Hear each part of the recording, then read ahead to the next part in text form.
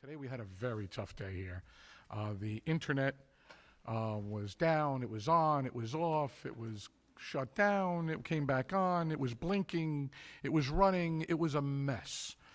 So every time we tried to get something done for tonight's meeting, it was tossed out. It was very frustrating today, very frustrating.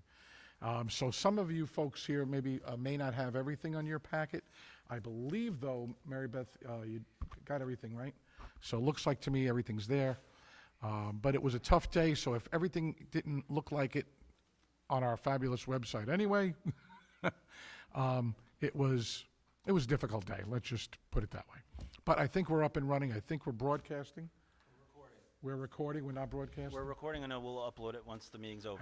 See, it's still happening. So, welcome to today. This has been like this all day. All right. So, let's go right ahead with the roll call. Councilwoman Albrecht. Here. Councilman Mazzella. Here. Councilman O'Hanlon. Here. Councilman Reifenberg. Here. Town Attorney Emily Swenson. Here. Town Attorney Warren Volpansky. All present. Except me. Sorry.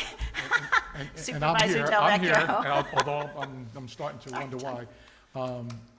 You need to press your button, because you got your own microphone now, and you got to press the button and say here. I'm here. There, all right. We're all here, all present. All right. Thank you, Mary Beth. All right, so we have open already, and, no, I'm sorry, we're going to adopt the adoption of the agenda. So moved. Second. All in favor? Aye. Aye. We have already opened our public hearing 7A, continuation of the Bodner Fund subdivision. So I believe we still have the floor to the people, correct? So the floor is open. Again, if that the applicants first, right? Okay. Okay. Hi, good evening, members of the Town Board. Rebecca Volk for the applicant. I'm here tonight. The applicant is actually here, and before I get into some of the technical issues of our latest submission, the applicant just asked if he could make a brief statement to the Town Board, so I'm just going to ask him to come up.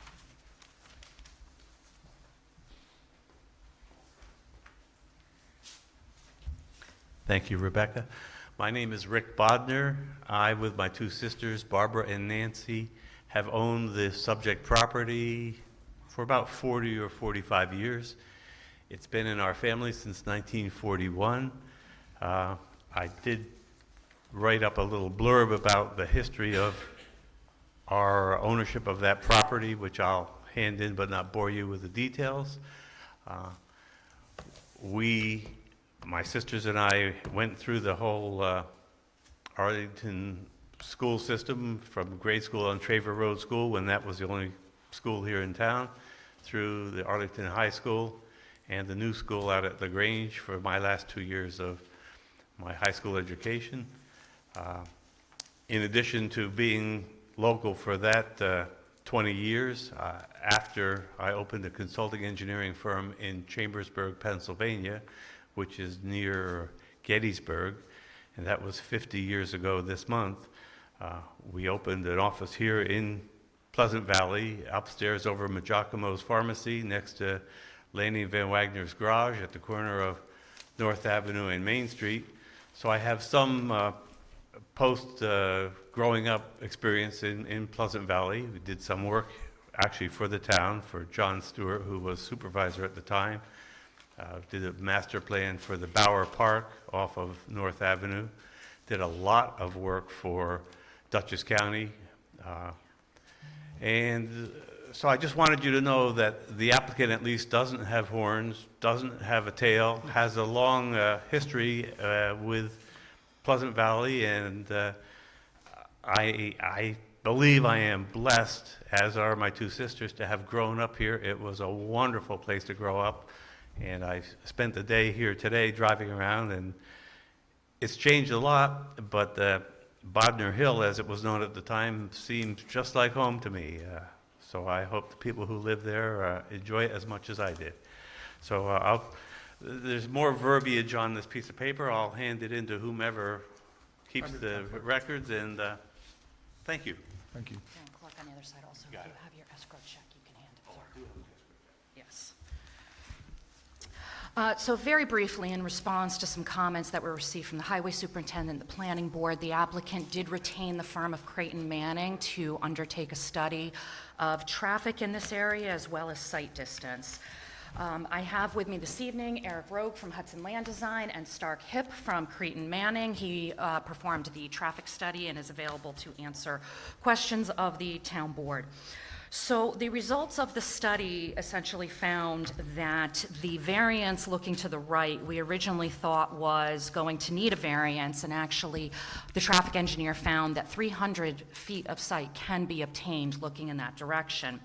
Looking to the left, the variance is just slightly less. We originally thought we were going to need a variance of 195 feet, slightly less now by 10 feet, 185 feet.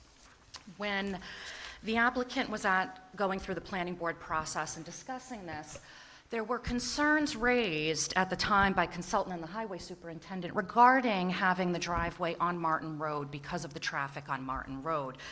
And those concerns were well-founded, as the report of Creighton Manning has found that traffic on Martin Road daily is 8 times higher than Barbara Lane, and peak hour volumes on Martin Road are approximately 6 times higher than Barbara Lane. So I quote from the report that was done by our traffic engineer that based on this data, the location of the driveway on Barbara Lane is in keeping with best practices to have a proposed driveway on the lower volume roadway if the option is available. In addition, Creighton Manning found that the site distances meet or exceed AASHTO, ASHTO I believe is the shorthand of that, standards for site distance for low volume roadways. In the report, it defines that Barbara Lane is a low volume roadway. Finally, the concerns have been raised about the shared driveway and the fact that it'll be entering on the side of 2 homes. And we submit 2 things that can be mitigated by the fact that trees can be put along the driveway to mitigate both the field of vision of the driveway and sound from the car traveling. This is a driveway. It is not a road. It is going to be serving 3 residential homes, so it's not going to have a high volume of cars coming in and out. We've indicated in the letter here the driveway will be approximately 65.3 feet from the garage on the property to the west, not the home. The garage is the closest to that piece of property. On the other side, we're 21.9 feet. There is an existing tree line, and we would be willing to plant any additional trees in order to mitigate that. I would also note, just stepping back to the driveway sightline, Creighton Manning did recommend the installation of I just want to make sure I state this correctly, so I'm going to the conclusions. While not required, CM recommends that a horizontal alignment with driveway advance warning sign can be placed in each direction approaching the driveway to warn drivers as they're approaching of the entrance onto the roadway. With that, Stark, did you have anything you wanted to add?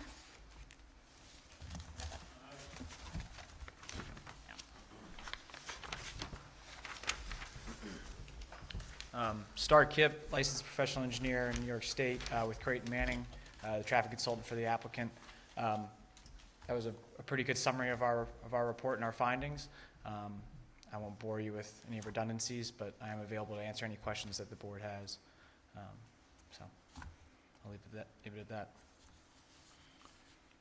Well, if it's not required, and we have the site distance on Barbara Lane, I believe you said, why would you have to put signs up? It's not that we have to put signs up, it's that we recommend that you could put them up if there's a concern from the general public about site distance at the driveway. Is there enough site distance on Barbara Lane as well? Based on our findings, according to the ASHTO standards for a very low volume roadway, which Barbara Lane is, and the speeds that we observed on the roadway, it is not required to have that sign.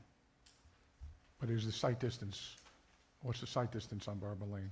Site distance looking left from the driveway is 115 feet, and the site distance looking right is 300 feet.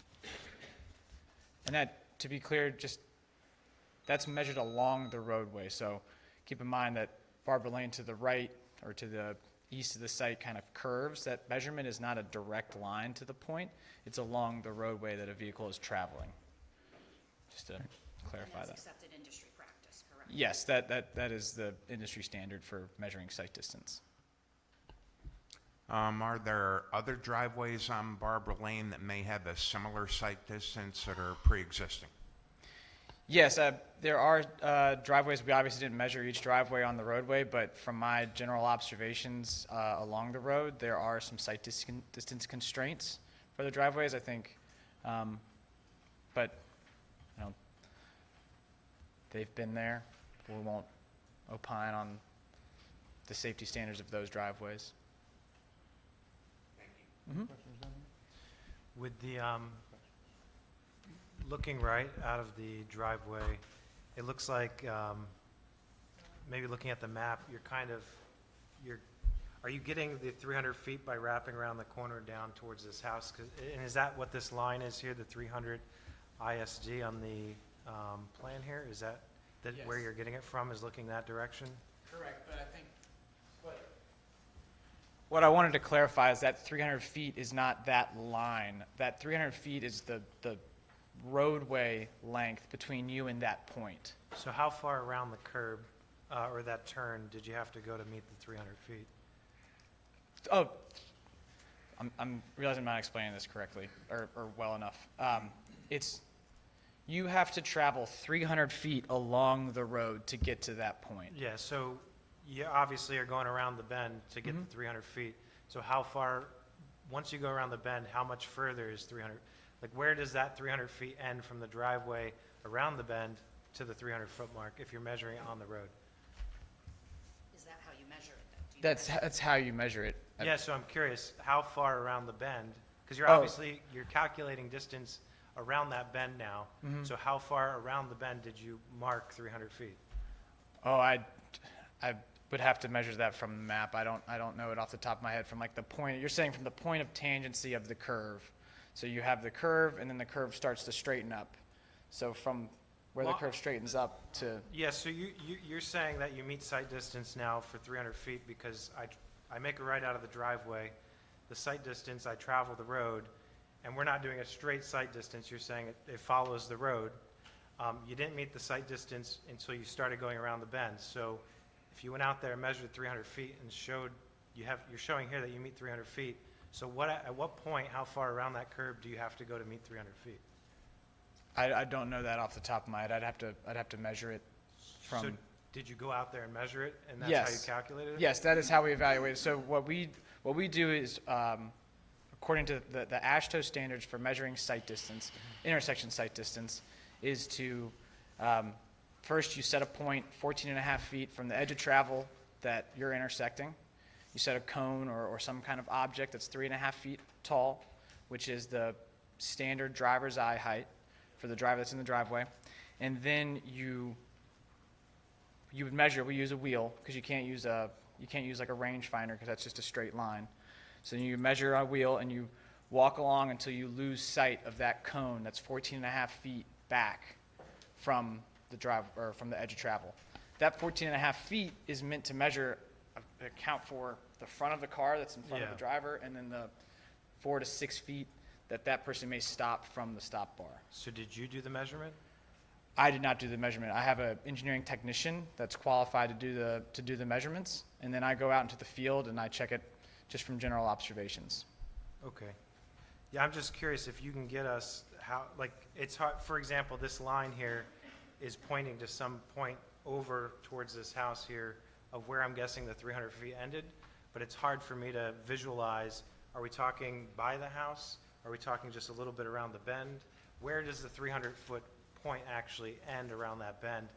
I'm just curious in looking at all of this because it does drop off there because you can see in the picture that you guys supplied, the first level of that parking garage area, you can't even see. So I'm just curious how far around that bend you actually meet that 300-foot. Okay. I think Okay. what we could prepare is maybe like an aerial showing the point, and then we could provide additional photos from the point taken 300 feet from the driveway. Actually, I think you might actually have, is that what this is showing, this yellow line here? That line is actually showing the placement of our data collection equipment, Okay, where we collected speeds and volumes Okay. along the roadways. awesome, thank you. I asked Eric to step up because I just want to confirm, I don't believe the line on the map is supposed to be an exact measurement, but generally an indicator of the sight line. I'll let you answer that. Eric so. Rogie, Hudson Land Design. Yeah, that arrow was just pointing right or left. I was just showing which way each direction was. It's not a scaled line because you can't, it goes off the page. And then I just want to make sure we have an understanding of where on the bend we're measuring, because, if you have an understanding of what the task is, because, you know, the bend is a curve, and there are different points in the bend, so I think you have a very clear understanding of where you view it as completely turning, and I just want to make sure we have the same understanding, because, Yeah, and I guess the question in my mind would be, you would know from when you went out and measured the 300 feet, how far around the bend 300 feet is. I mean, in general, I don't know the exact number of the driveway that serves the house, but there's a utility pole on I would say it's on the west side because it bends to run north-south. There's a driveway there with a utility pole. It's around that area that you get 300 feet. So by the driveway, when you come around the bend on the left there? Correct, yes. Okay. And you were able to get the sight distance from there to the cone back in the driveway? Correct, yes. With the dip in the elevation to that driveway? Yes. Okay. Thank you. I'm just looking for clarification on one thing. So just to really sum up this one little paragraph here, you guys are asking for us to give you a variance for a driveway that shouldn't belong there, but you want us to put up a sign saying that there's a driveway there, right? That's what I'm getting out of this.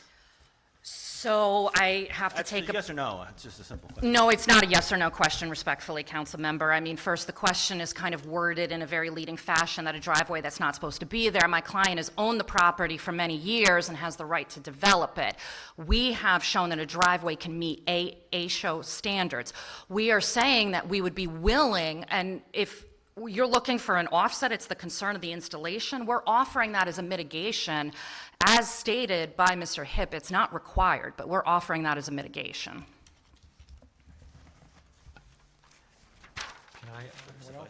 Can are you willing to, is the applicant willing to have and pay for our own traffic engineer to look over all this and verify that it's accurate? He already submitted his escrow deposit this Okay. evening with the town clerk because we were indicated that the town wished to have it reviewed by their traffic engineer. Okay, awesome, thank you.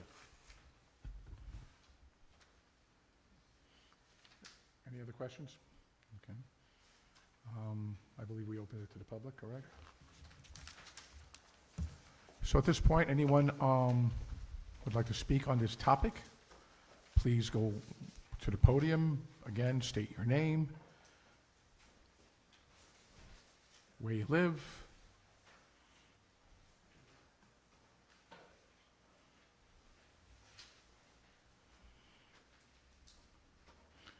And just for you folks, so we can move things along, you know, you don't have to sit there politely and wait for that one person who's up there to say, and then wait till they sit down, then you get up and, you know, you can get up there and wait right behind them and get ready. This way, we can move it along. Peter Wilkinson, Yes, sir. 14 Barbara Lane, Pleasant Valley, New York. I've resided there since 1978, a longtime resident. I know the discussion over the sight distance was on the curve. So my concern is more on the other side, where it's a very steep hill that goes down. And the one thing which I didn't see noticed, I have 4 cars. And if I park all 4 cars in my driveway, if I back my big Dodge truck in, which I will be doing, not driven in front bumper to the house, I'm talking about backing it in my driveway, it completely changes the sight distance. So, and I, respectfully so, I disagree with 100 and some odd feet. I believe it's more around 65, maybe max 70 feet. And you can't stand on the roadway and look for the cone or whatever, because a car exiting a driveway would be back on the lawn. So the angle is different. If I park my truck in my driveway, it's going to take 8 to 10 feet away from that sight distance. So I would just like to clarify that. And the other thing is, there is more traffic in the afternoon coming up over Barber Lane, and I think maybe it has something to do when the school buses leave West Road School. They come out to get on Route 44, and they can't make the right on Red. So traffic backs up. So cars do come up over that hill. So depending on when you do it, the summer's going to be different than the school year. So that's my concern, and I would like that specifically looked at. And I'll park my truck in the driveway anytime somebody wants it there so they can see how it changes the sight distance. I thank you very much for hearing. Thank you, sir. Anyone else?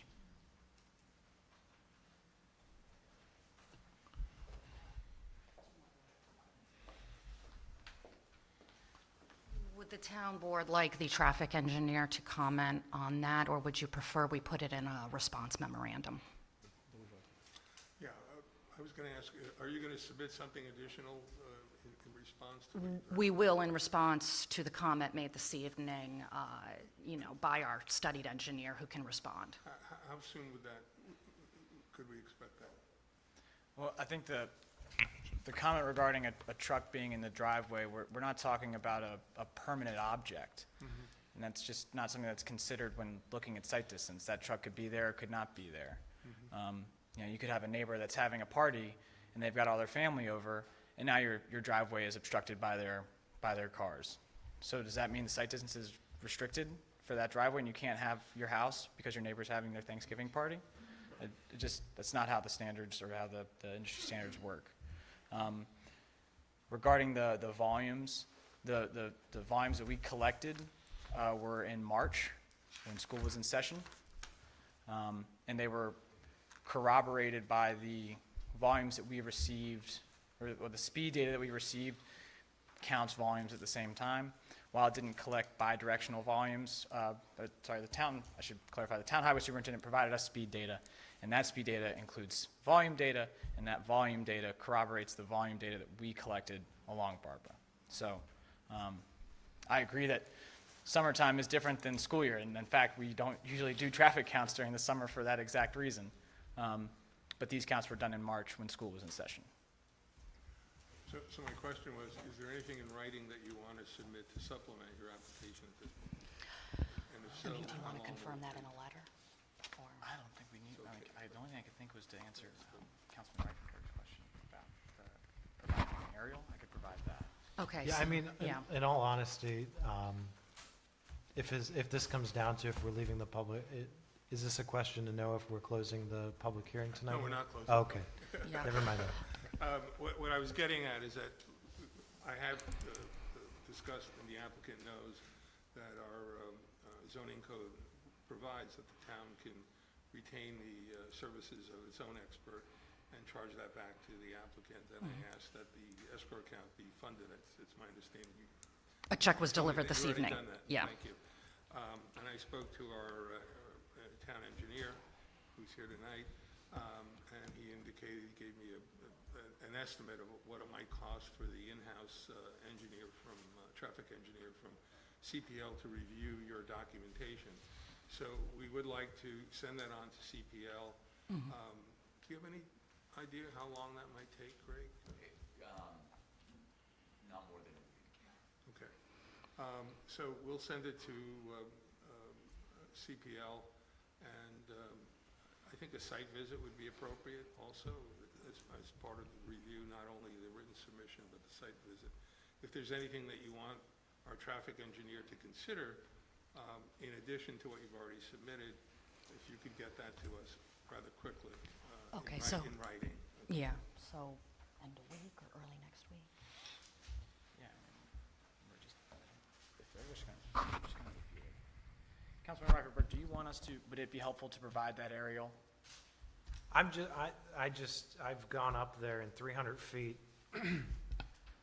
Sorry, to me, and I don't know where you're taking 300 feet on the bend or whatnot, to your point.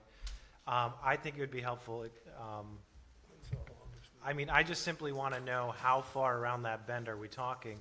And if it's closer to that driveway, then it starts giving me more concern because I know it dips down fairly quick there. So I'm just trying to wrap my head around where that 300-foot mark is. Okay. Because obviously, if I go out there, I might measure a different path around the bend than you did. But It might make sense then just to not do the double. If you're going to retain a traffic engineer to conduct a study on behalf of the town board, they could clarify that for you, I would think. yeah, if we can just simply do that, just to know how far, I'm sure it's a very simple thing. that Yeah. They're going to have to verify, so, thank you. And I would just note, and I took a shot from Parcel Access when showing the location where this driveway is going, the parcel and the properties. And I note that on the property to the west, I see 4 cars in the driveway. Maybe some of these vehicles are larger now, but there seems to be sufficient room. And I would just note that intentionally parking a car at the end of the driveway to block vision doesn't only hurt people coming out of this driveway, it's going to hurt individuals on Barbara Lane. So I just don't think that's a helpful dialogue. And just because we're making a public record, I will point out that I believe they're talking about the white truck that's in the picture that they supplied to us. So I think the trucks normally park there because when they did the study, it's in the picture. So if I could suggest, I'd like to, even though you said you could get it in a week, I don't want you to rush it. We want you to do a very careful job. So I'd like to suggest we adjourn this to the August 21st Town Board meeting for continuation of the public hearing. By that time, we should have CPL's report. I'd like to make sure that our highway superintendent has an opportunity to review the report, and that the board members have some time to read it and digest it prior to the August 21st meeting. At that point, we'll decide further how to proceed with the application, whether we'll close the public hearing at that point, and then make a decision in due time, or whether we have to continue the public hearing for any reason.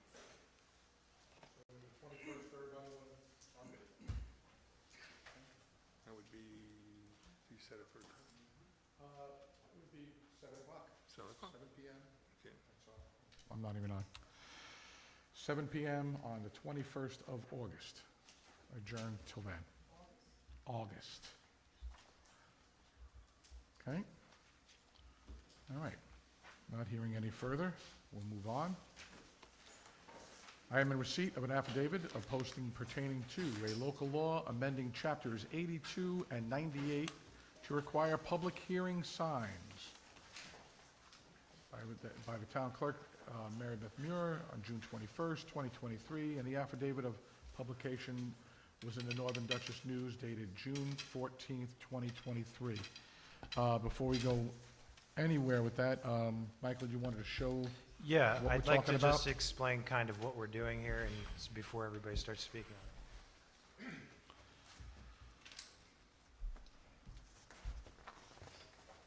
it. So in our town right now, currently, if there's a public hearing, there's law that basically requires a notice to be sent to a specific adjoining properties, and there's also a requirement, I believe, for the newspaper. But we've seen firsthand how that can cause some issues, or it might be something that maybe just not those adjoining people, but it might affect the entire neighborhood, but they don't actually get a letter in the mail. So what we're proposing, I saw one of these signs in the town of LaGrange. I know Wappingers, East Fishkill. East Fishkill, they all have Pretty it. much everybody uses these. So I, a couple months ago, asked the board if they'd be okay of maybe changing the law to require these to be posted here in the town of Pleasant Valley on the properties anytime there's a public hearing. LaGrange, Grace, they gave us this today to use and show you and give you an example for the public hearing tonight to kind of have an idea of what we're talking about. The way they use it in LaGrange is when somebody applies and there's going to be a public hearing that's been set, the applicant pays $25 to the planning department. They're given a sign that's already filled out with a stake, and then they have to go put it out and sign an affidavit that they returned, just like you have an affidavit tonight, saying that it was put up on the property. So it's a simple procedure. We put it in law. The proposal is to put it in law, so maybe this isn't just a policy and it gets changed depending on who the administration is, but this will hopefully be an improvement for the residents to be involved if you want to be involved. So And it does, it helps notify everybody what's going on. And I think it's amazing, because when you drive by, like even in East Fishkill, there was one particular lot that had about maybe 30 of them. And you definitely knew that what was happening there, so it's great. And we're just proposing to change language. This isn't adding new sections to the code. It's, if you read the law, it's adding or changing sections to already current law that talks about the public hearing. And I think it's 10 days prior is we're requiring them to install them on the property. So that's what we're proposing, and hopefully people have good comments of what they think. So I'll make a motion to Open it up. open the public hearing for this law. Second. All in favor? Aye. Floor is yours, folks. Anyone would like to speak on this topic?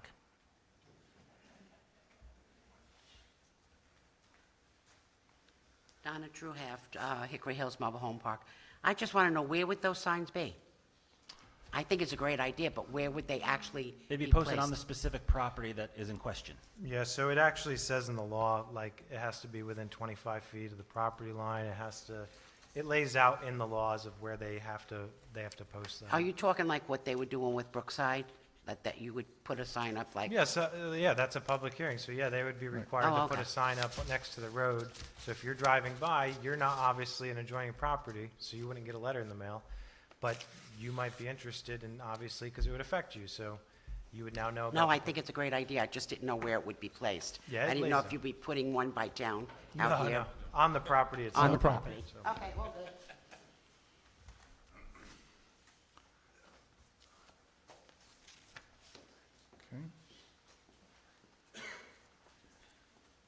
John Dunn, Netherwood Road.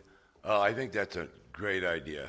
Anything we can do to get information to the public, you can't turn it down. And I know as a zoning board, we have the yellow zoning signs that go on the properties, but this certainly is a lot larger, a lot more visible. So I think it's a great idea. Anyone else? So it's a good idea. Let's do it, right? Okay. What's next? So can I make, I mean, I guess, does anybody else have comments before we, or should, Emily? I'm just wondering, Mary Beth, I should have asked you earlier, but do you know if we got back a response from the county planning on this? Not yet? Okay, so we'll need that, but we can still close the hearing if you're ready. I'll make a motion, we close the public hearing. Second? All in favor? Aye. Okay. Yeah, we did it. We just don't have the response yet. Okay. Moving right along, I'm in receipt and acceptance of the minutes of the workshop meeting on June the 5th, 23. So moved. Second? All in favor? Aye. All official correspondence are on file at the town clerk's office. And tonight we have some presentations. One, 10A, acknowledgement of promotion of Mr. Mark Luby by our highway superintendent. John, the floor is yours.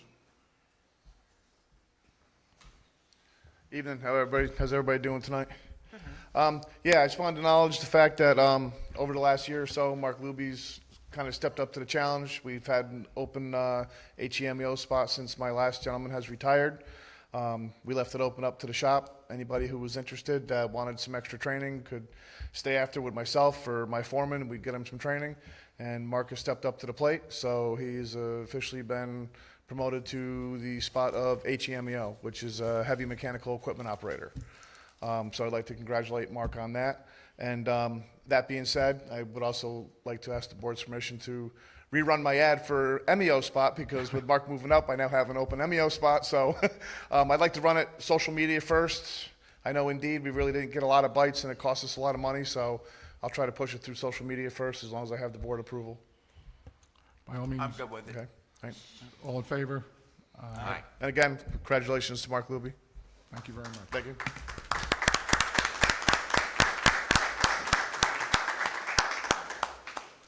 And I don't know if anybody realizes it, but Rossway Road was blacktopped in the past 3 days, and it absolutely is wonderful.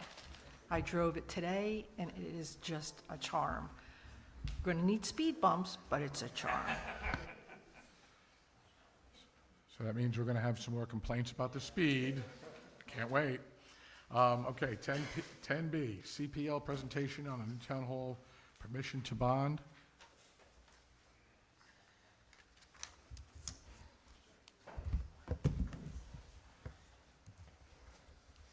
If I We can need manage not lights. to blind you. Gentlemen, if we could have the lights.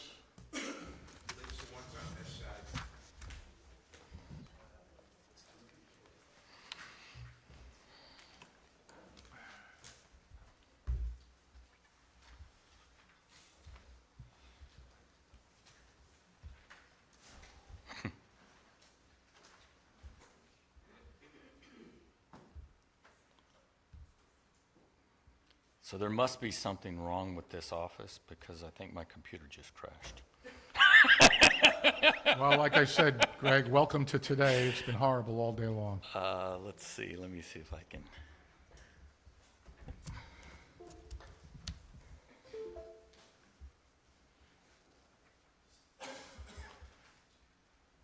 Okay.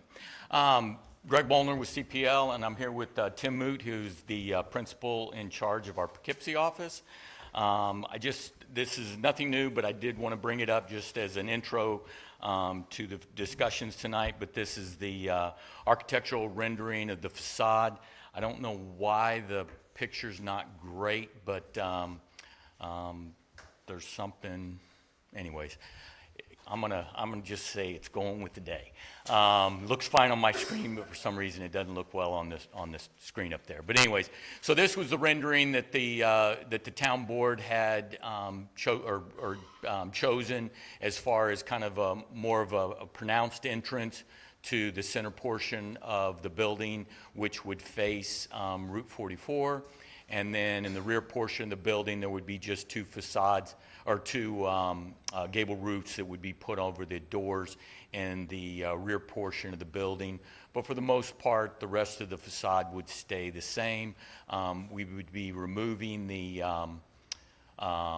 porch that goes along the full length of the building, and then just replacing that with a different color brick to just provide some architectural feel to that. Also wanted to just pull up the floor plan that everyone's seen before, and there was consensus on that floor plan. The upstairs having the large meeting room in the northwest corner. Again, I apologize for the picture there, but there was really nothing that changed so much on the upstairs. The downstairs, we had looked at putting the commercial kitchen in the northeast corner of that area behind the main meeting room, which then also we are putting a generator in at this facility. So what that does is that does open up the opportunity for this to be considered an emergency response center or a shelter center if there were to be an incident where you needed to provide some type of shelter and meals for people. You would be able to do this because it would be a commercial kitchen. So that was just a little bit there. The primary thing that I came here tonight to talk about, but I just wanted to have this up on the screen in case anybody had any questions, was the cost estimate.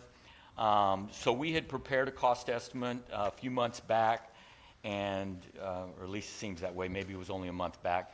And that cost estimate took into account not only what the estimated costs of the project were, but also some heavy contingencies, which were primarily related to a lot of the uncertainties that has happened in the last couple of years. As everybody can see, a lot of those things tend to be settling down now, so we don't believe that those contingencies are necessary as much anymore. So what we've done is we looked at, first of all, the total cost estimate was $8.5 million.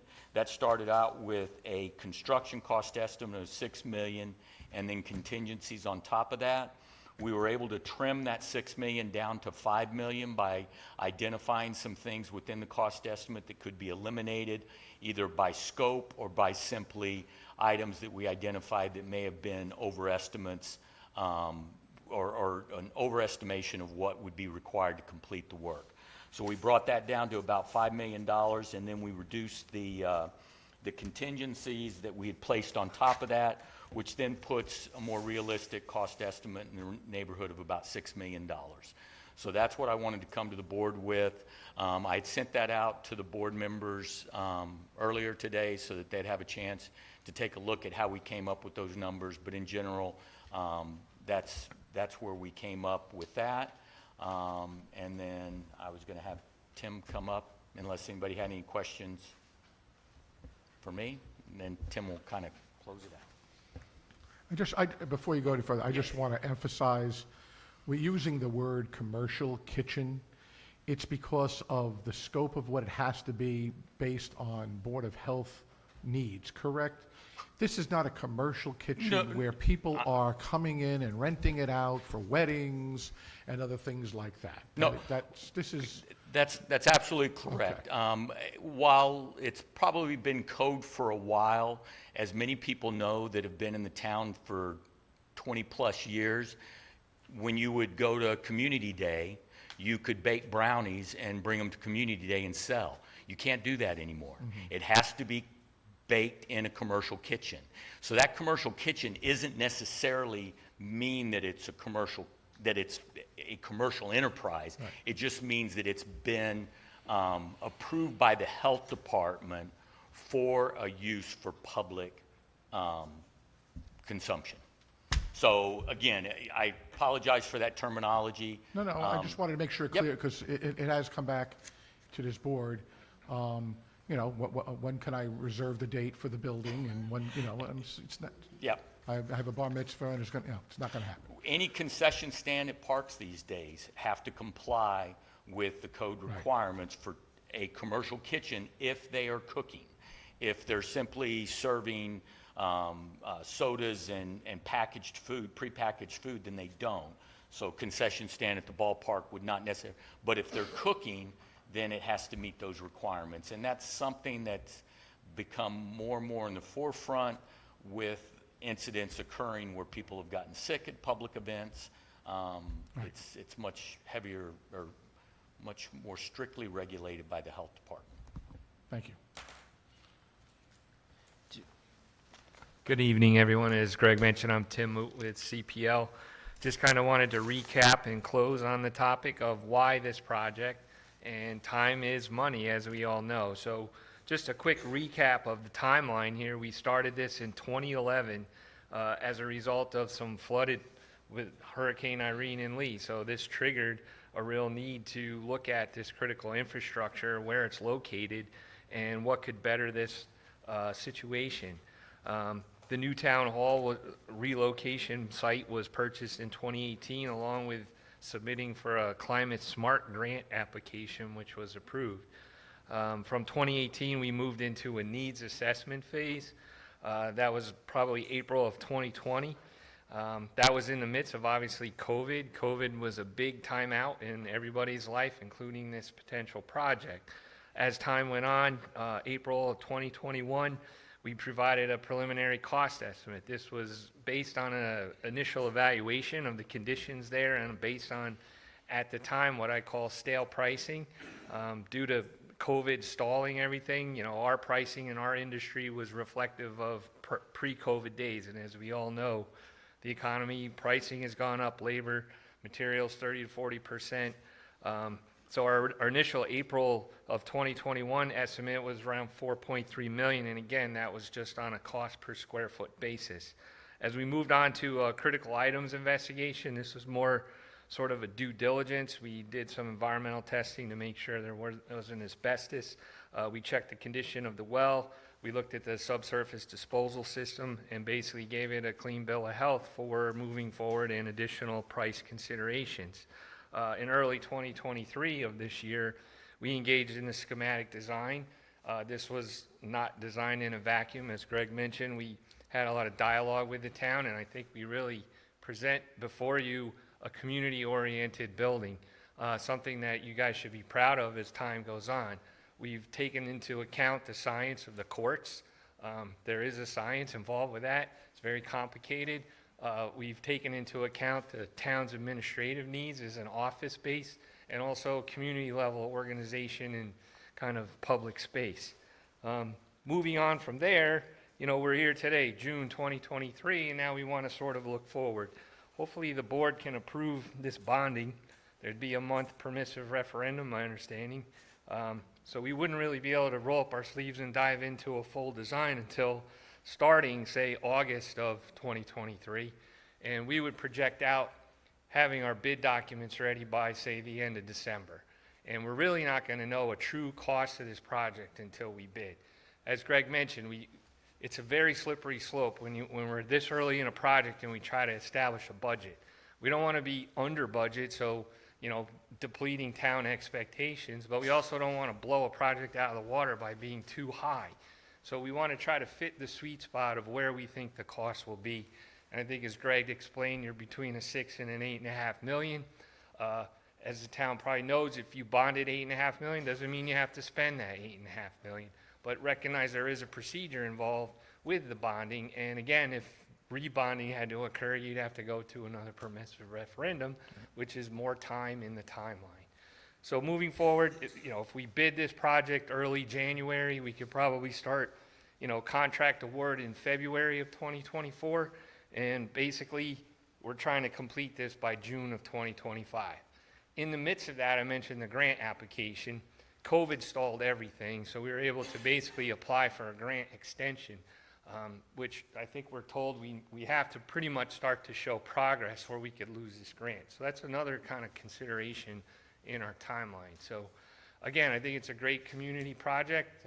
We engage the community, engage the board, and I really think, you know, as time goes on, nothing gets cheaper. So please consider that. Thank you. Thank you. Any board members have any questions for either Tim or Greg? So, I do have a question. We touched on the kitchen roughly. Do you know a roundabout number of what that added to the total cost? That may have added about $50,000 to $75,000 to the total cost. Okay, so not the $100,000 that we've been hearing all weekend from the transfer station about, right? Cool. Thank you. That's all I got. I'm concerned. I mean, just a month or so ago, we went from 8.55 million down to 6 million, but yet you're just stating that there's no way you would know what the cost of the building would be. This is the kind of stuff that holds me back from pulling the trigger, because... No, I understand. And again, it goes back to, we don't have a crystal ball. The low end of 6 million basically stripped all of the contingencies out of our sort of estimate at this time. I can't really give you the final answer until we go to bid.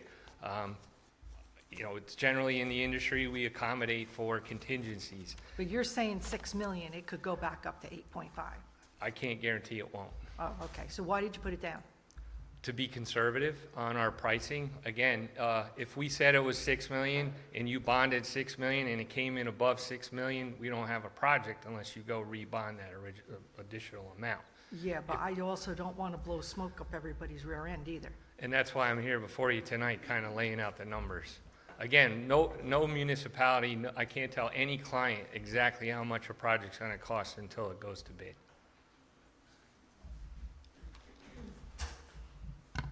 Go ahead.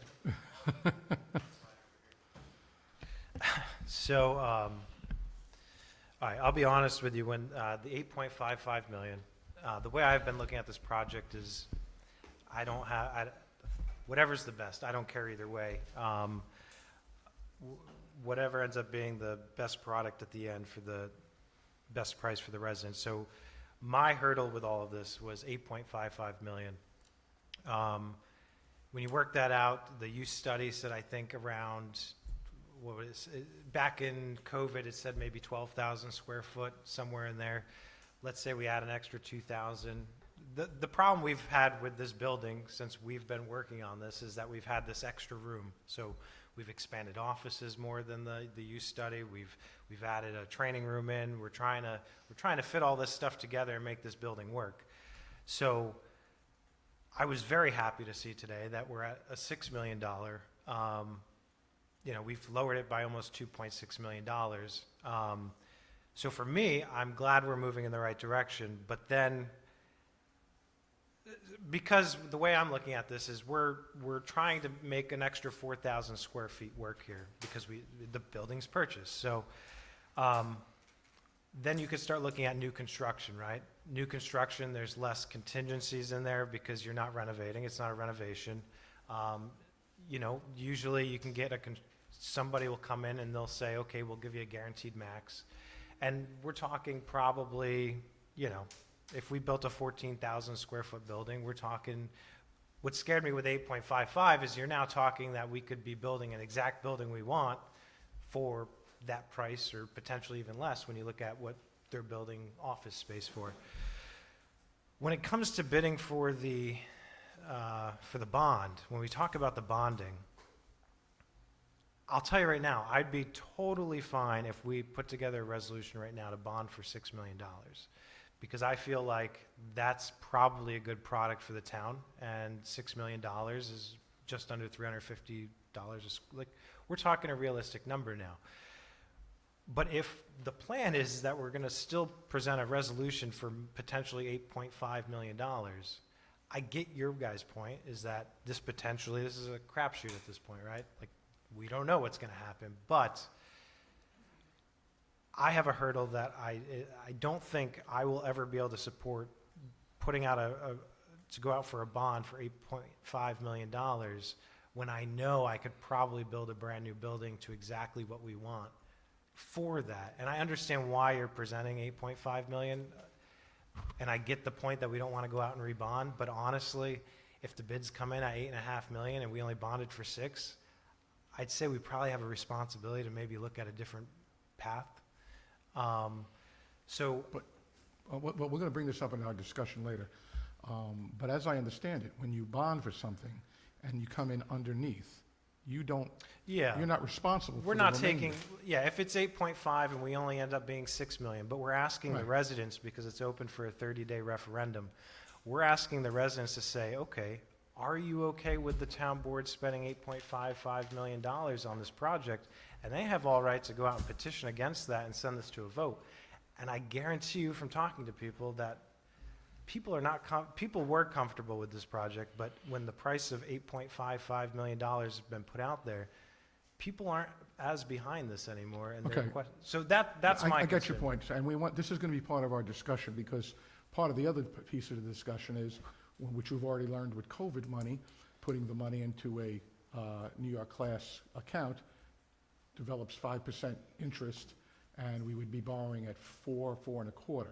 So we'd be actually making money on the money we borrowed until the time. So it's almost like free money. But we'll bring that up for our discussion. We'll talk about that. But Yeah, I'm that's just letting later you on. know where I'm at, is Understood. that's a mental hurdle of, when we're talking $8.5 million, we can build office space for maybe 4,000 square foot less. Even if the square footage price was $50 more, if we cut 4,000 out of that, we're still at a lower total. And we're not doing a renovation where we're gonna have change orders and contingencies and all this other stuff. So for the sake of everything, is there any questions we have for Tim or Greg? If you want to add, go right well, I ahead. just- You're leaving. Okay, let me just follow up, if I could. So our plan right now is at about a 30% level of completion. So our estimate is at a 30% level of completion. Two factors to consider: DOH approval and Office of Courts. Those could change things as how we have it estimated. But however, if we get an inkling to move forward, even if it was on a $6 million project, we would move down this line in a $6 million project, and as that gets developed, we would be doing another estimate at 60 and at 90, and we're obviously keeping track of the costs along the way. It wasn't intended to be like, you gotta wait and see to the end. I mean, our due diligence is to inform the board along the way. So that's one thing to consider. I don't know about the cost per foot. I know prior to COVID, we were doing municipal work, and cost for new work was about $489 a square foot. And you gotta keep in mind, everybody, please, with municipal work, we have to do prevailing wage rate and everything, bonding, everything is much more stringent and higher than on the private side, so. And then the only thing I wanted to point out too is, because we kind of looked during those years at building new, and the other piece that also goes in there is the site work, which is. Yeah, and I mean, a I've good met chunk with, of I've met with, I'll be honest, I've Yeah. met with some construction managers about this project, and, you know, economy level office space is probably 250, 275 a square foot without the site work. And mid-grade, which is probably what we'd want, somewhere around 350. And then you're cutting maybe 4,000 square foot off of this, so we're talking maybe a 14,000 square foot.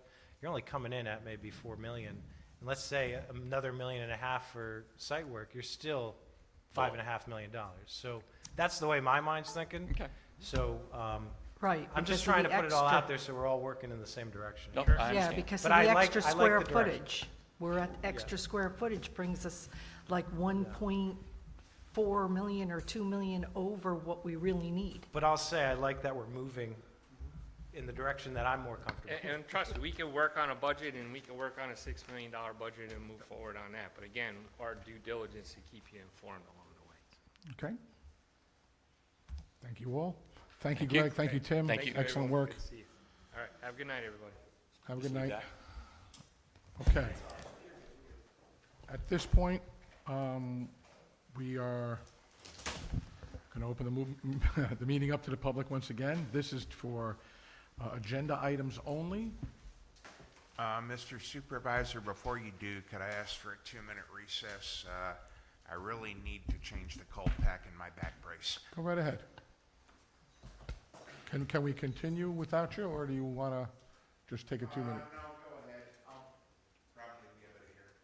Okay.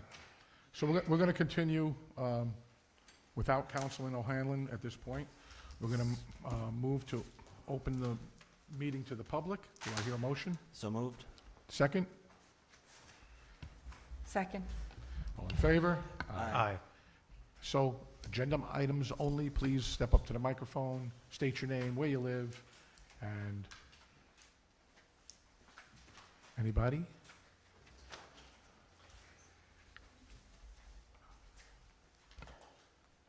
Donna Truhaft, Hickory Hills Mobile Home Park.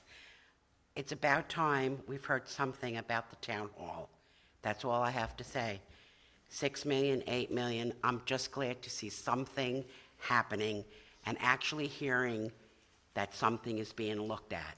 Because the last time, has to be at least a year ago, I asked about town hall and not one person could answer a question. But at least these gentlemen did, and I appreciate bringing that up. Thank you. Anyone else?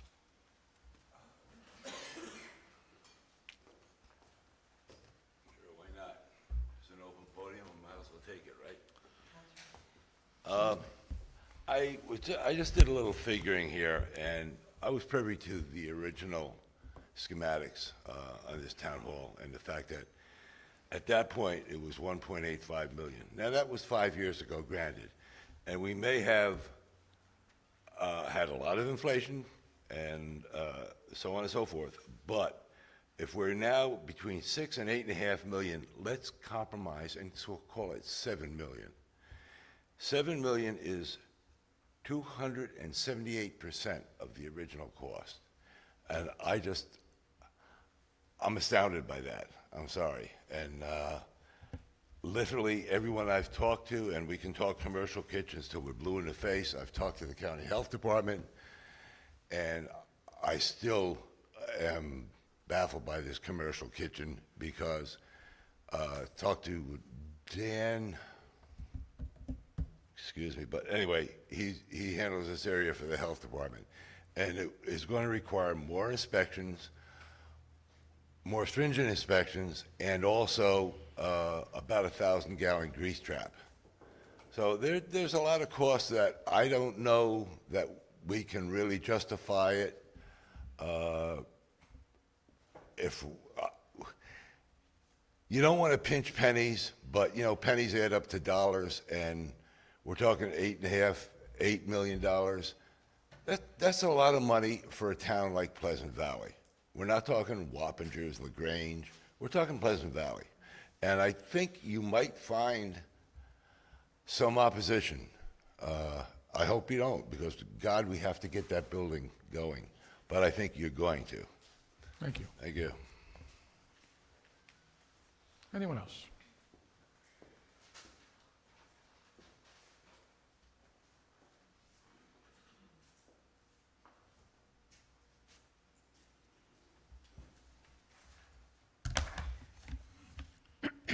Gary Veter, Salt Point Turnpike.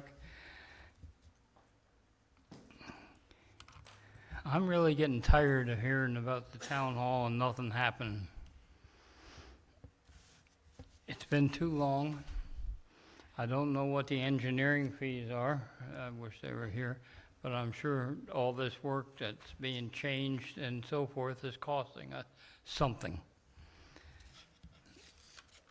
Commercial kitchen, I have still been playing with that in my mind, but the one thing I can really suggest, if you're going to have to go with that, put a lock on it, because you can't use it for anything else. People here that work in the building now use the refrigerator to store stuff for lunch. You can't do that with a commercial kitchen. It's my understanding with the health department. It can't be used by the senior citizen group just to go in and make stuff. I'm not sure about all that, but I would certainly check into what's allowed and what isn't allowed.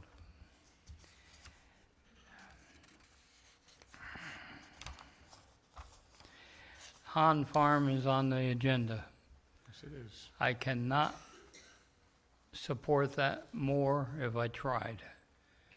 I certainly hope that goes through. We have beautiful farmland here, and that is one way to protect it.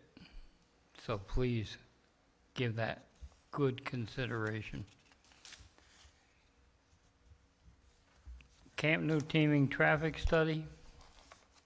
I have no idea what that's about, but anything to do with Camp New Teaming has been a disaster. That's my opinion.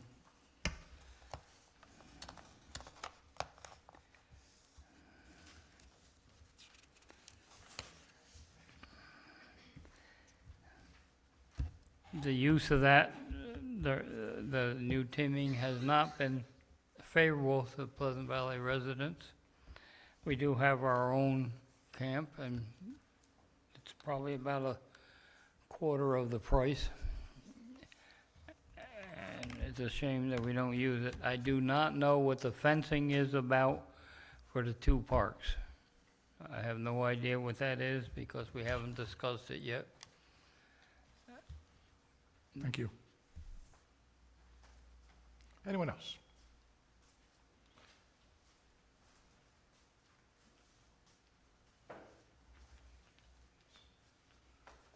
Ola Hawatma, Richie's Way.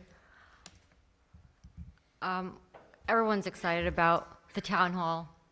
However, everyone that I speak to, obviously, this commercial kitchen. What is the purpose of a town hall? Well, it's for the town. The town, it's not to cook. On Fridays, I understand you have about 50 seniors, not 500. So I know that's a big issue. And that weighs heavy on me too, to spend that much on a commercial kitchen. So I wanted to let you know what I thought and what I hear in town. So I don't think that's, I think there are bigger issues than focusing. I mean, the highlight of this new town hall is, you know, all you hear is commercial kitchen, which is defeating the purpose of what a town hall is, so. Thank you. Anyone else? Not seeing or hearing anyone else, I move we close the meeting to the public. Second. All in favor? Aye. Aye. Moving on to new business discussion, and before we do anything, with us tonight is Erin Hoagland. Would like to say just a few words on the Duchess Land Conservancy presentation for Han Farm. She requested it. Thank you. Yeah, I'm Erin Hoagland, Director of Conservation with the Duchess Land Conservancy, and I just wanted to preface your discussion with a bit of information about our request tonight. DLC is making an application to the New York State Department of Agriculture and Markets to fund the purchase of development rights on Han Farm.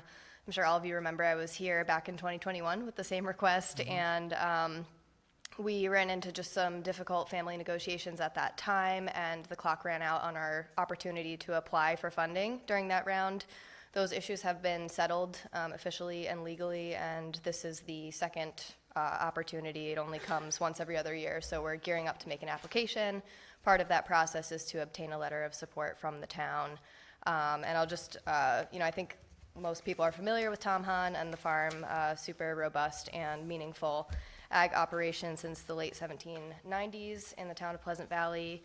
And just to outline kind of how it aligns with the town's goals, the comprehensive plan identifies saving working landscapes as a goal and cites the use of purchase of development rights as a tool to retain the protection of farmland and farm operations. And the protection of Hahn Farm will achieve a couple of goals for Pleasant Valley, in addition, preserving the rural character, protecting natural resources, and maintaining scenic resources. There's also a flood hazard protection overlay encompassing one of the streams that runs through the property. It's a tributary to the Wappinger Creek. There's a 100-year floodplain on the property as well, so preventing development in those areas by the use of a conservation easement will mitigate those concerns. And Netherwood Road and Salt Point Turnpike are both identified as potential or proposed scenic road segments in the town. So we really truly feel like this is a worthwhile application, and we're hoping that we have success and appreciate your support if you're willing. And we drafted the letter. You're obviously welcome to make any changes. It pretty much mirrors the letter that you signed in 2021. But are there any questions? Do you need anything further from this board, other than that letter, maybe updated, or? Just that letter, yeah. We're also, just so you all know, going to be approaching the planning board as well. We need a similar but different letter, just attesting to the development pressure in the town. So we'll be back for that, but this is all we need from the town board, so. Anyone? As somebody who actually worked at Hans Farm in high school for 3 years, I know how important it is to protect these farms. I mean, that's something special that a lot of surrounding towns don't have. So if you need it, I'll make a motion to allow you to figure out this letter and send it to wherever you have Second. to. All in favor? I'll second that. Aye. I think Frank beat you, but we got you. It's all done. Thanks so much. Thank you so very much. Thank you. And just to clarify, it's addressed to the program manager of the Ag and Markets, but you can provide the letter to us and we'll submit it with our application, just so you know. Thank you. Okay, thanks so much. Okay, 12B. So, a while back, I was at one of the supervisor meetings, and they had asked us to provide an emergency preparedness action plan. So I went back and I asked our town clerk, do we have an emergency preparedness action plan? And I come to find out that the last one was done when Jeff Battistoni, I think, was the supervisor at the time. The board members are all different. Some of the places that are cited in the action plan are no longer here. What would happen in case of this? What would happen in case of that? Every possible contingency plan to be addressed. And it was so outdated, so we worked very hard in getting it up to snuff. And now it's not only up to modernized and where we're going to go and what we're doing, but it'll be easily changed when new faces come and go, instead of just having to do it. Is that correct in saying that? Right. So, in other words, when I'm not here after December 31st, easily plug in the next person, and it just changes with it, and any place that may change. So this was a lot of good work done. Thank you, Mary Beth, for completing it. But I do want to add, one of the things that we did not consider when we started this to get it up to date was possibly having a town hall with facilities to possibly handle as a shelter. God forbid we ever have a flood again, where it wipes out the center of our town and we have maybe, let's say, 20 displaced residents and their families. They have nowhere to go. The motel would be wiped out and whatever.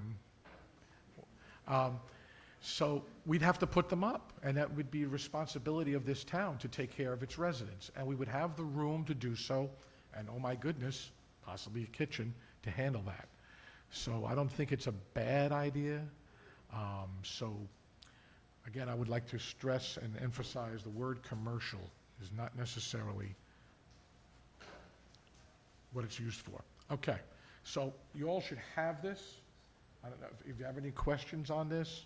I would like to submit this to the county when we're finally done with it. Anyone have any kind of adding to it? anything at all? No, it looks great, but Yes. can we add it to the reorg meeting, like, as a resolution to update this now, like we do with the procurement and all that Yes. stuff? Absolutely. We Yes. should make a note somewhere to remind us, because this will be forgotten. But this is in draft form, so if you want to change anything, Right. add This is the time anything. to change it. If you want to put 1903 down as a shelter, I'll add it to it, and then we'll submit it to Dutchess County Emergency Management. Okay, so if you got any changes, please get it to us. Please get it to us as soon as you can, and I'll submit it. Excellent. Anyone? Thank you. Do we need a resolution to adopt the We'll revised one probably have, once yeah, when you- it's all yeah, right, right. finalized, Good. we'll adopt it, and then we'll send it along to Dutchess County, so they'll have it on file. So they'll know exactly who to go to if, in case of an emergency, what has to be done, what buildings we can commandeer, whatnot, okay? Camp New Teaming traffic study, and so, basically, that's the traffic study. And I don't know if anyone's had an opportunity to read through it. Anyone? Oh, right, so this wasn't, we didn't do Yeah, copies. It was copies sent are on to you. Granicus, but with all the problems with the internet, I couldn't get Well, it to we did print send out. this via email a while back. didn't we? It's on Granicus for It's everyone. on Granicus for everyone Yes. to read. So For I highly review. suggest you all read this. Mhm. It is on Granicus, but again, like, yes, today was just a miserable day for electronics. And then settlement of Al Jamal Salah tax cert. Do you mind if we just go back to Camp New Teaming quick? Oh, go right ahead. Just because we've had discussions. Sure. And whatnot. Has the county executive gotten back to us about any of the complaints that we have up to this point? That's a very good question. He has asked for us to submit, but I have not received anything from the county exec. In response In to- response to actually what the next step would be, what they would like to do, what they'd like to see. But he is in possession of all the complaints. Okay, thank you. Well, I'd like to add, because, excuse me, I do live in the area. Yeah, I fielded a lot of complaints from residents that live close to the camp, and I live a mile away, yet at 11 o'clock at night, I can hear the music at my house. And I kind of figure if I hear the music at my house, what are the poor folks that live a quarter of a mile away hearing?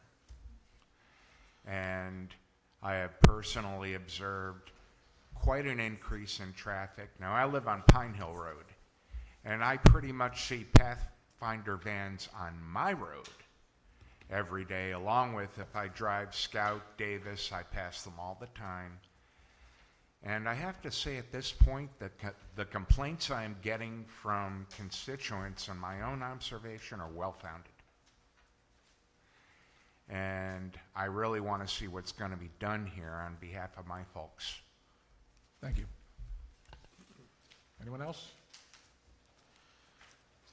All right, moving on to 12D, settlement of Al Jamal Salah tax cert. I'm going to turn it over to you, sir. Okay. This is a tax certiorari proceeding that's been hanging around a long time. It was actually settled by our predecessor attorneys to the town, Wallace and Wallace, back in 2019. For some reason, this thing got lost, and it was never, resolution was never passed. I think a resolution was actually passed, but the order was never submitted to the court. It took a long time to track this down, but basically the taxpayer challenged the assessments on two properties. One, the assessment was $290,000, and it was unimproved property, and the other was a house, piece of property with a house on it at 739. The 2019 settlement was to reduce the $290,000 undeveloped property from $240,000 to $50,000. No tax certiorari proceeding was filed in 2020, and then a tax certiorari proceeding was filed in 2021 but was withdrawn by the petitioner, and then one was filed for 2022. So we finally straightened this out, and the resolution authorizes us to enter into a judgment, which the judge will sign, reducing the assessment of the $290,000 unimproved property for 2019 to $240,000 for a reduction of $50,000. No reduction for 2020 and 2021. And the 2022 assessment on the 290,000 unimproved property is also reduced from 240,000 to 50,000.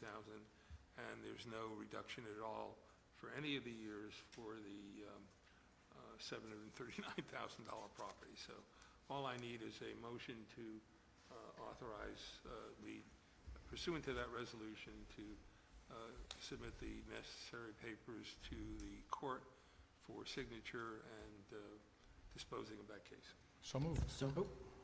Second. Well, can we, discussion really quick? Discussion? So for the attorneys, back in those years, I was sat on the Board of Assessment Review, so I probably denied their claim You would. to lower it. So I'm asking, should I recuse myself from voting now to then, it doesn't matter. Okay, No, just that's making sure legally. That's fine. Okay. All in favor? Aye. Thank you very much. We have the resolution coming up. Do you want to do it right now?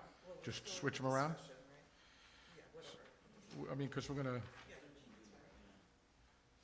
we could switch them if you'd like, but it's right there. So, okay.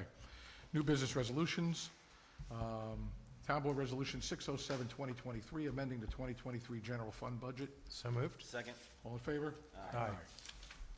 And the one that you wanted, Town Board Resolution 608, 2023, resolution authorizing the settlement of the tax cert proceeding with the Jamal Salah tax parcel NOS 134400-6365-01-264935 and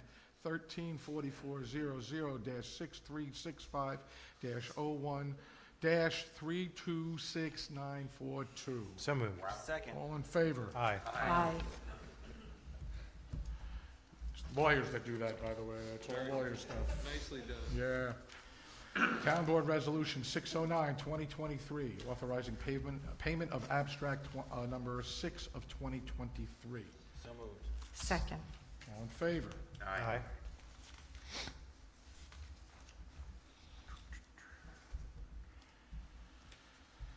Town Board Resolution 611, 2023, authorizing a contract with Adams Fence for fence installation at Helen Aldridge Park.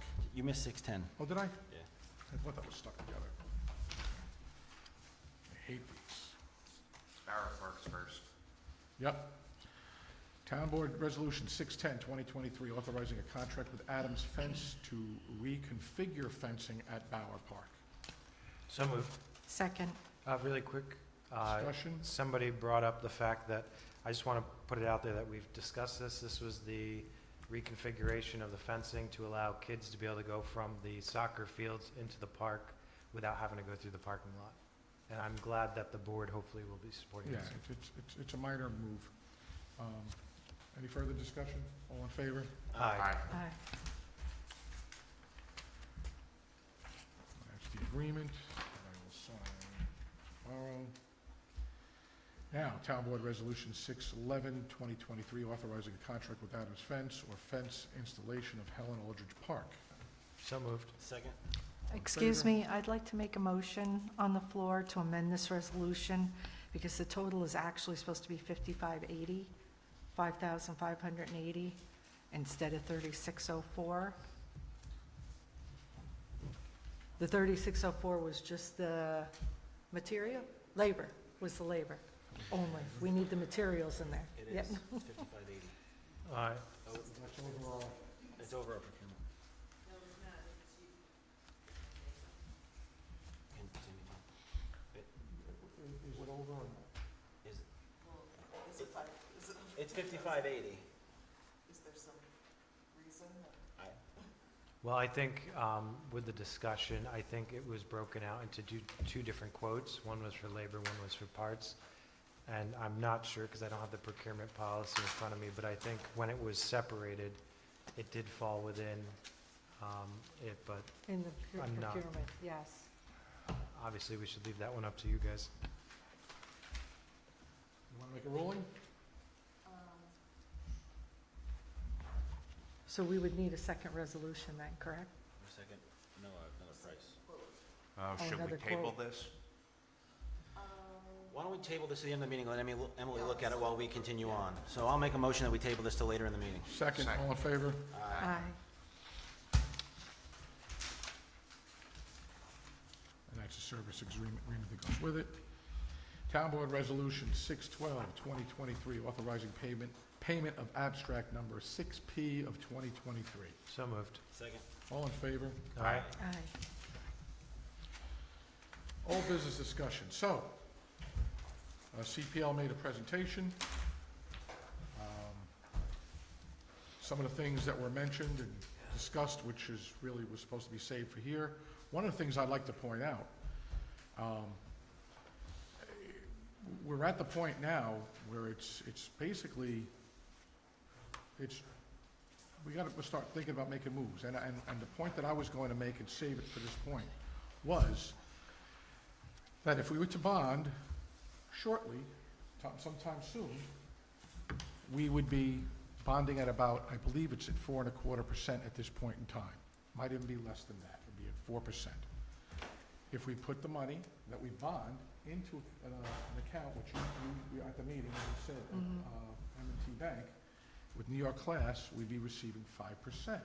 So it'd almost be like we're getting a free loan in respect to no interest. I think we would want to check with bond counsel about that plan, yeah. But those are the numbers that have been. Okay.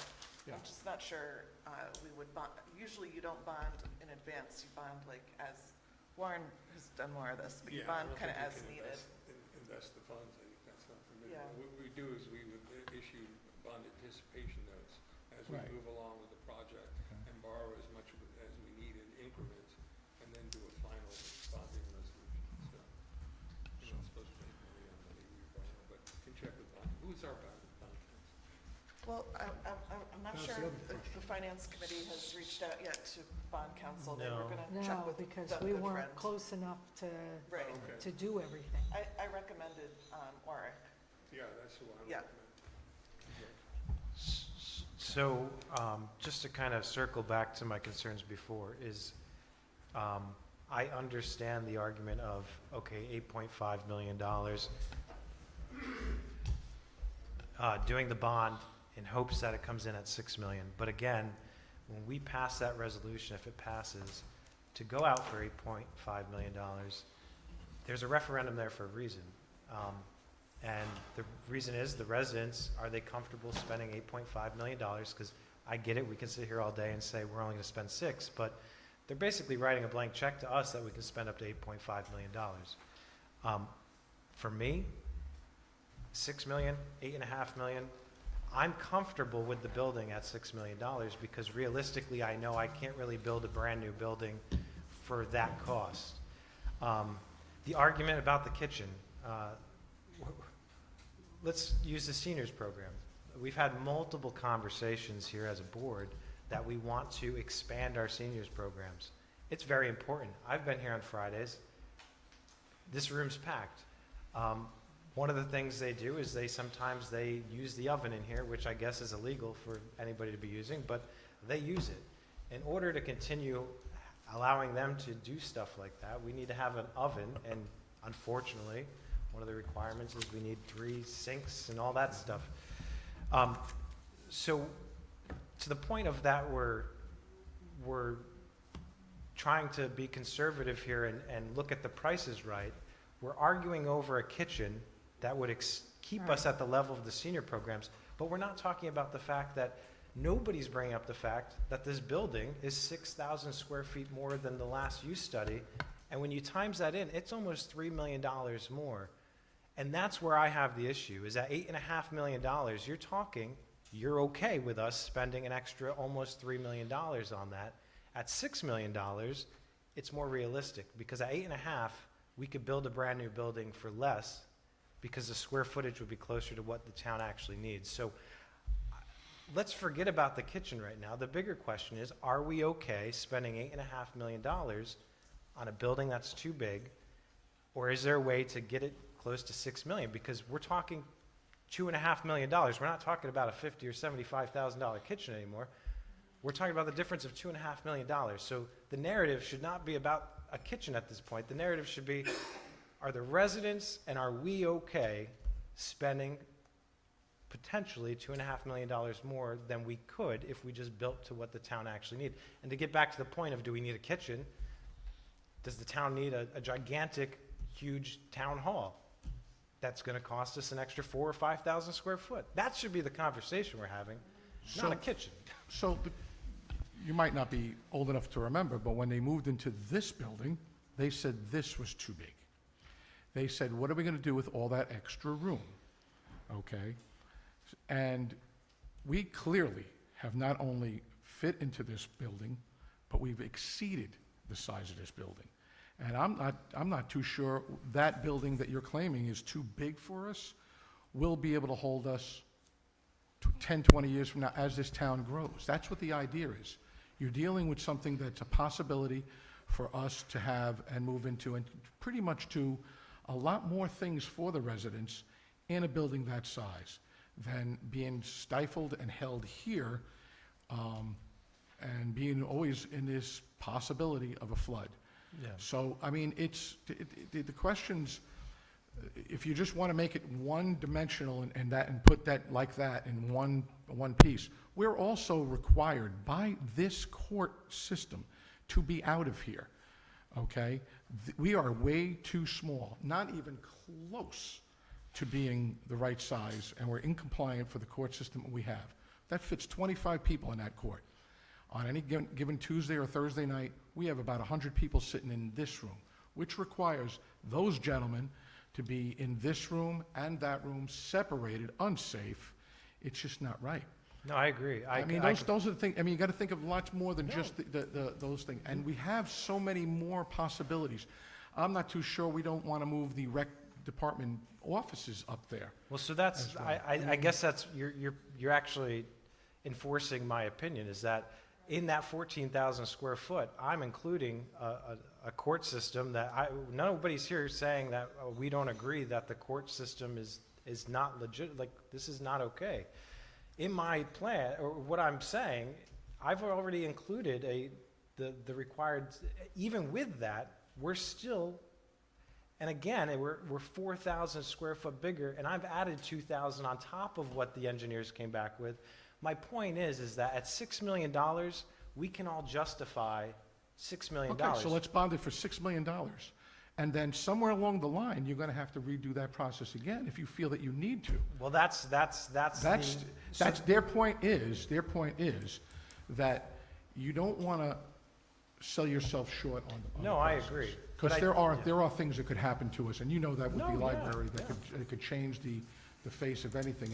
And then the last thing you'd want to do is have this process started where here we are, we've got all the construction, and you run out of money, or whatever the case may be. You're about to finish, and then you're done, and then you have to stop, wait, rebond, and that process. How long does that process take? So yeah. How long does it take? It's a long I think process. that's our responsibility to have these conversations now, though, as a board. Yeah. Are you comfortable paying $8.5 million to renovate that building? That's the question we have. Right. Either you're comfortable with it or you're not, but we can't sit here and say, well, it's hopefully going to come in at $6 million, because we're asking the residents again to, and back to the argument of, did you have any plans? Like when you came into office as a supervisor, there was no floor plans or any, you guys have put together these plans we see, so. Well, there was, and for many, many years, I was told that nobody could find them, and I wound up finding them, and I said, let's look at what the original plan was, and from that point is what we went with CPL, and they said, well, let's take this, these are good points, and let's take this wasn't so good, and throw that out, and so they had it based off of the original plans that I believe were in that office all that time. And then the engineer, just to put out there, the engineer, we entered into an agreement to have them do all these studies and all these parts. So when they hit a phase, which they're at right now, when we do these redesigns, we're not paying them extra because they've budgeted to get to certain phases for specific things. So Right. if we continue to make changes, it's not like we're forking out another No. $3,000 on this. So I just want to put that out there because that conversation's been happening too, is that we're spending all this extra money. And it's not that we're trying to get this right. We have one chance to do this. Right, and it's as if we're being made to think that now it's okay. That's the part that scares me. Who's making you think? What happened in a month and a half that it went from 8.55 million down to 6? Because again, folks. No, that's a lot of money, That is a John. high estimate because they put in contingencies that are astronomical. They had to go by the highest numbers available during the worst part of our time sitting here. And that's what they went based off of. But it So- still could go back up to 7 or higher. Look, you know what? It could also go to $22 million if everything goes crazy in this country. We need a better cost estimate. You have to go to bid to find out where you are. You have to do it. This is just. That's the point we're at right now. We are. I mean, they at took that- out, they took out construction contingencies, they lowered the general conditions, the project incidentals went from 15 to 14%. I mean, all these percentages is a huge amount of money. Right. Well, And at the that's what was same asked to do. time, To get rid of the contingencies, they were asked to come back with more of a realistic number, and they've done that. well, at the same time, we could have a $1 million buffer on this if we consider that ARPA funds should be used for needs before wants. If we allocate that money to the new town hall project, no matter what, that's $1 million that we will not bond and we will not pay interest on. And let's say we bond $6 million. Well, we have another $1 million as a buffer for the what-ifs. So can I ask you this? What if we did your exact plan and I had a builder come in and say they could build us a brand-new building exactly to spec for 5.5? We throw that 1 million in ARPA funds towards it. Now we're down to bonding 4.5. We sell the building. We just took another $1 million off. That's my point, is we're so set and we're So- short-sighted at looking at this that, to your point, we could use the ARPA funds towards building a brand-new building if it's going to be 7 million. That's why not bonding at the number they said originally is short-sighted. You don't have to use your ARPA money. You can use what you need. You'll have enough when you get to the point where it's finished and it's done and you have all this money left over, you give it back and you have your ARPA money for all your fun projects. So I wish I could put a poll out there right now, but I really don't think there's many residents. I heard 7 million. That's closer to probably where we all are comfortable with. But again, we're going to the residents with $8.5 million. I can't imagine people are going to be okay with us saying we might potentially, and hope that we're not going to, but I just. So we're arguing what ifs and what ifs. I say we move to go to a bid, like they had asked. That's Well, what we we're have to doing. bond first. They're not going to do it till we bond, so we need to have the conversation. Permission to bond. Yeah, so we need to have the conversation of that. So when you and I spoke on the phone earlier today, Mike said to me, did you see the cost estimate for the new town hall? And I said, I briefly looked over it. My initial thought was, well, what are we not getting in the building, right? Because the plans didn't change. I mean, obviously, we're talking of going to an asphalt roof versus a metal roof, and we're talking about avoiding the pre-demolition phase, which we all talked about being a huge cost savings. But what I'm getting at is, we didn't really get anything different today than we got last month or the month before that. We just got a price change. So what are we not going to have in the building? We talked about getting a generator. We'll be able to do that. We'll be able to house you if you don't have power. But where's that money coming? I mean, like, we're adding things now, not taking away, but yet the price went down. So what are we not getting is my question.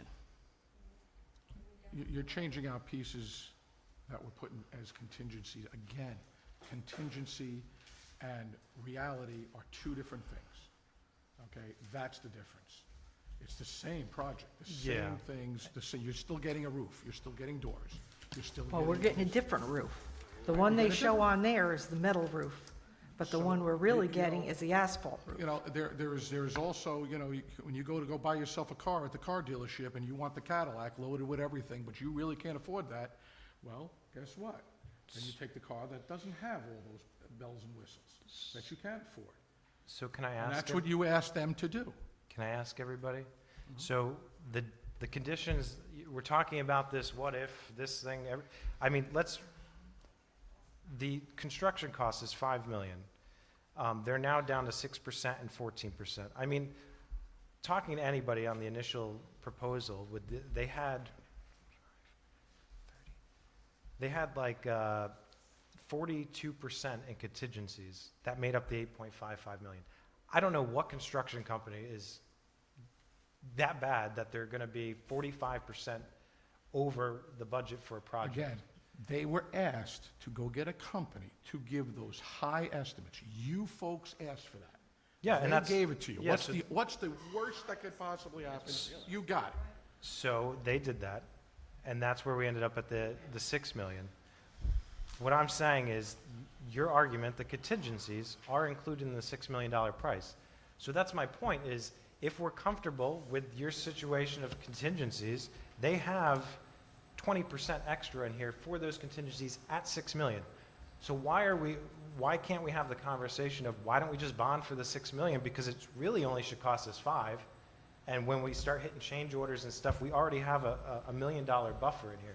As long as we understand that God forbid something happens, we'd have to go back, or someone else would have to go back. It wouldn't be, you know. Yeah, I Excuse me. mean, yeah, so I mean, also we have money for this kind of stuff that's been put aside. But Right. my point being is, we don't have to bond the whole, like, yeah, we'll do the 6 million, but like, I think some members of the board, the residents would be more, listen, at this point, at $6 million, I think we do it, and it makes more sense now, but I don't imagine, I'm not in favor of bonding for 8.5 or asking the board to pass a resolution for 8.5 when there's contingency of $1 million already put in the 6 million. So all I'm asking is, can we just? Can I ask a simple question? Can I ask the question of, can the finance committee sit down and actually figure out how much we need to bond versus how much we already have in the bank? Because that might be an easier pill to swallow as well, right? If we're talking about bonding, say, because we have money in the bank, we're talking about bonding $2 million for the $6 million project. That's an easier pill for everyone out here watching to swallow. We're all talking $6 to $8 million, but we do have money in the bank that we're not talking about, right? So we should bring that into like a full encompassing circle. So what I'm saying is, But waiting any longer at this point, I think, is futile. You have to get these numbers coming at some point in time. That's where we're at. Can I also suggest that I think it would be beneficial to reach out to bond counsel at this point to, run this by them and kind of make a plan? Because they can do more than just write the resolution. They can help you actually understand the options as far as using the funds you have. And do you agree, Warren?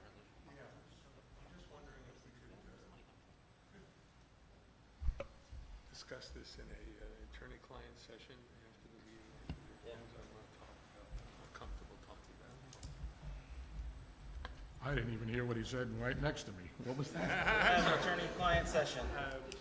I'd like to, I think we're going to go into an attorney-client session or an executive session after the meeting. I'd like to do that and just get, talk about the whole project and some questions I'm not comfortable with Okay.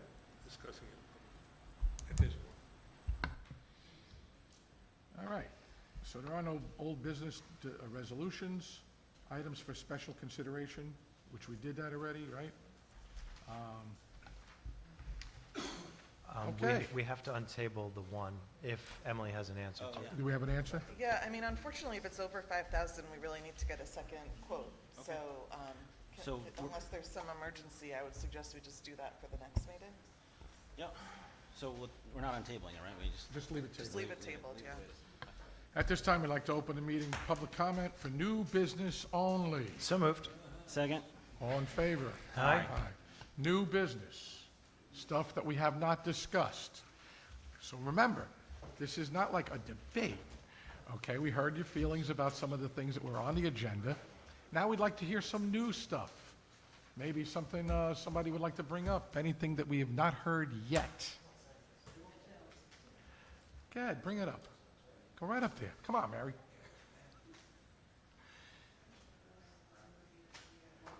It's new, was not on the agenda. Go ahead. I just want everybody's opinion with the motel. Name and address for the record, please. What's my name? Mary Rose Macarini, Village Park Apartments, Pleasant Valley. I just want to know what the town's going to do about the motel, about people wandering around the town, and the drug abuse and whatnot that goes on down there. What can we do to stop it and just have people that are going to follow the rules down there, at the motel? Any suggestions? Well, so I did a paper, actually a long time ago, on the motel when I first got elected onto the board. Okay, it's in for the record. And I had asked and inquired who was actually in there. There was rumors as to who was actually in there, and I did that a long time ago. And I come to find out that the owner himself does a lot of things where he doesn't take certain people in. In fact, just to let you know, to his credit, he did not take any of the migrant workers, I guess. He refused that. But in motels and hotels, as I've worked in many of them over the years, they tend to have people who they go there and they're the one, those are the places where these things, nefarious things tend to happen, okay?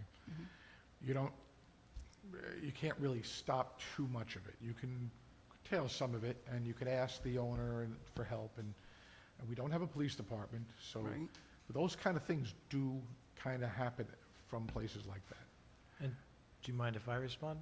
No, go ahead. I mean, it's one of those things, right? Is like, do you want the government making decisions of who owns a place, who can stay at a hotel or a motel compared to who can't stay at a hotel or motel? I don't know if you want the five of us deciding who can stay there and who can't stay there, because who's the judge of that? So I think this is more of a sheriff's or a state trooper kind of discussion of, I don't want to be the person to decide who can stay there and who can't, and I don't think you want the government doing that either. So that's just my opinion. No, you're right. It's kind of that's not. I wouldn't want the government deciding if I could stay somewhere or not. So Right, I understand yeah. that.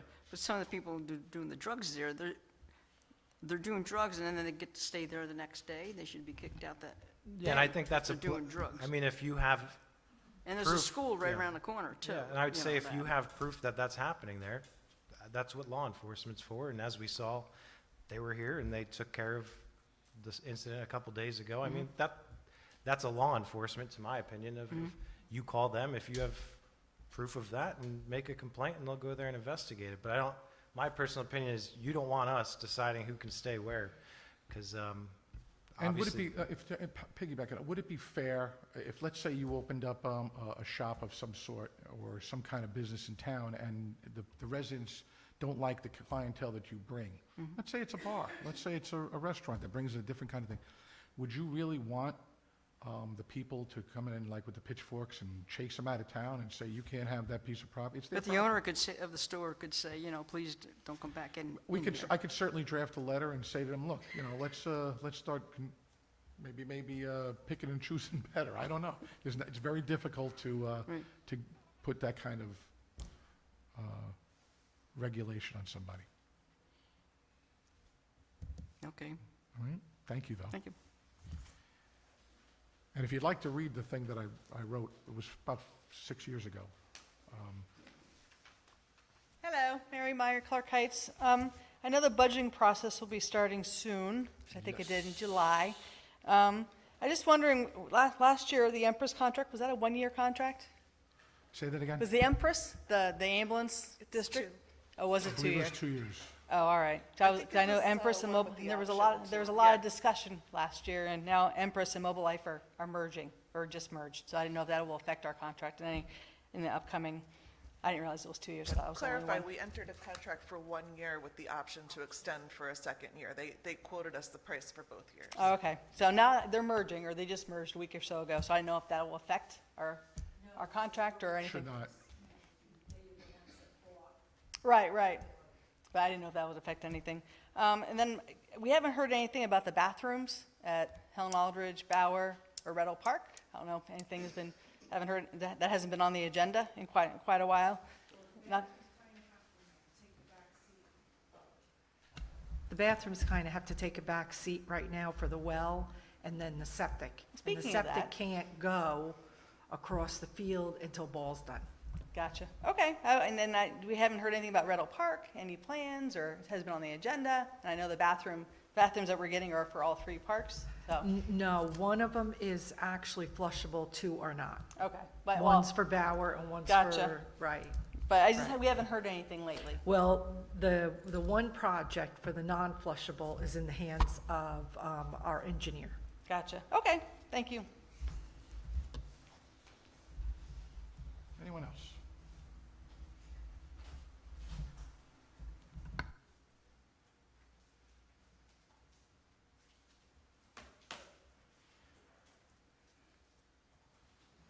I suppose this isn't new, but it hasn't been brought up in a while.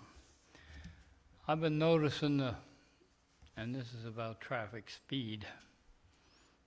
You mentioned it, I'll give it to you. I drive from here to Poughkeepsie on Route 44. I can't do over 40 miles an hour. That's what it's posted. Route 44. I get on North Avenue.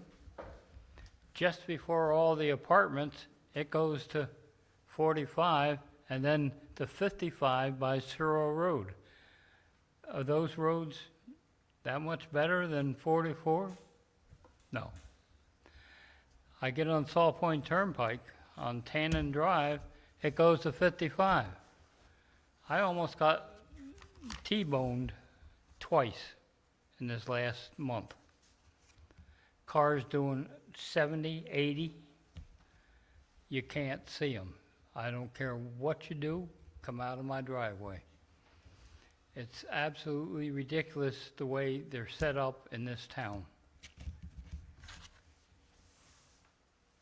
Thank you. Anyone else? Not seeing or hearing any, I move we close the meeting to the public. So moved. All in favor? Aye. I believe we're going to move into executive session. Yep. Correct, under for personnel? 101.5 5 point, whatever it is. I'll second. All in favor? Aye. Thank you all very much for coming. Thank you for your input.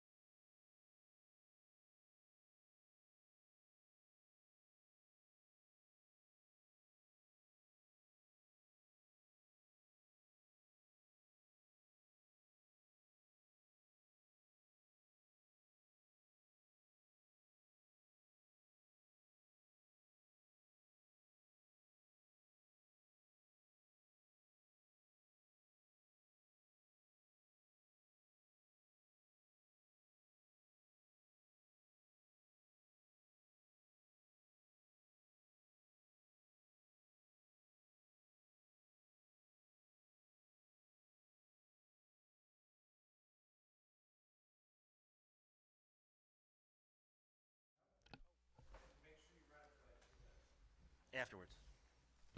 I'll make a motion that we come out of executive session. Second, all in favor? Aye. And just for the record, we need to notate that Councilman O'Hanlon left executive session at 9:04 to go home.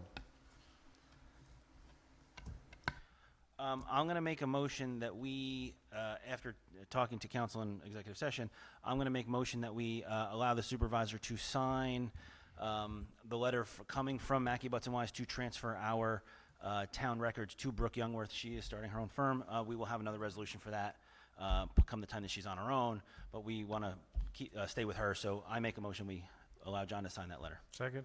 All in favor? Aye. I make a motion, we close the meeting, adjourn the meeting. Second? All in favor? Aye. Aye.